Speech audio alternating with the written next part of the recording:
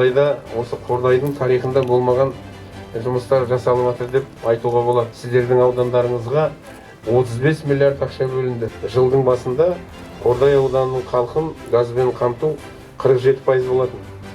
Бұйырса деп айтайық, мына жылдың аяғына дейін біз оны 95%-ға жеткіземіз. Бір сөзбен айтқан кезде Кордай ауданының халқы толық газбенен қамтамасыз етілетін болады.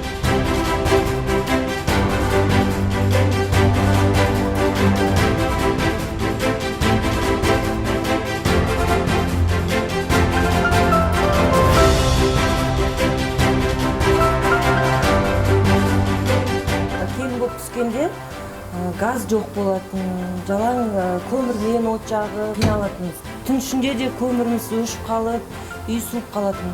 Қазір жылы мемлекетімізге, үкіметімізге көп рахметімді айтам.